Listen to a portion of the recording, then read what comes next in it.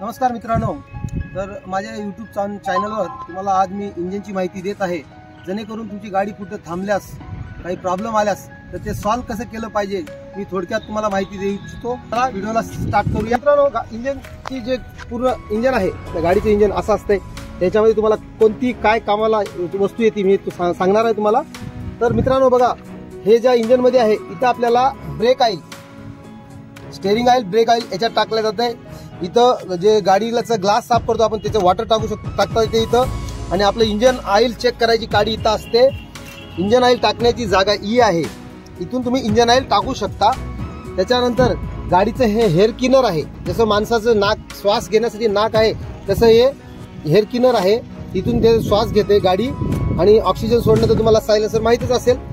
ते हे पूर्ण इंजिन आहे, याच्यामध्ये तुम्हाला कूलंट म्हणजे आपल्या गाडीला लागणारा पाणी जे आपल्या इंजिनला थंड करायचं काम करते ते कूलंट याच्यात टाकण्यात येते।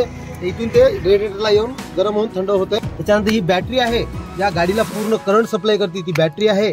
आणि या गाडीला जेवढे बी आपल्या जे हे आहेत मेन म्हणजे सप्लाय, जे लाईट फॅन वगैरे सर्व चालू डेग वगैरे चालण्याचं जे काम करते त्याचे फ्यूज असतात, ते फ्यूज पूर्ण याच्यामध्ये असतात। हे फ्यूज बॉक्स आहे, पुऱ्या गाडीचे तुमचे फ्यूज जे आहेत ते पूर्ण याच्यामध्ये असतात। कुठेही प्रॉब्लेम आलं, काही बंद झालं तर आपण पहिले फ्यूज चेक करून घ्यायचं, जेणेकरून तुम्ही गाडी घेताना गाडीसोबत जे हे येते बुक, त्या बुकमध्ये सगळी माहिती भेटते तुम्हाला की कोणतं फ्यूज कोण्या कामाला येते किंवा कोणतं फ्यूज कोण्या कामाचं आहे, हे सगळं तुम्हाला माहिती भेटते। तर अशा प्रकारे ही इंजिन आहे, ती मला सांगता येईल, मी तेवढं इंजिनची माहिती सांगलेली आहे। कुठं अगर तुम्हाला प्रॉब्लेम आलं, गाडी कधी थांबली किंवा बंद झाली तर गाडी बंद होण्याचं कारण एक आहे की गाडी हीट होऊन, जसं हे जे रेडिएटर आहे हीट होऊन गाडीच्या मध्ये धुवा जे निघते त्या टाइमला गाडी बंद झाल्यास तर कमीत कमी 2 ते 3 तास ह्या याला म्हणजे जे झाकण आहे त्या झाकणला खोलायचं नाही, कारण की तिथे एकदम गॅस तयार असते आणि ते झाकण अगर तुम्ही खोलल्यास तर त्याच्यातून फायर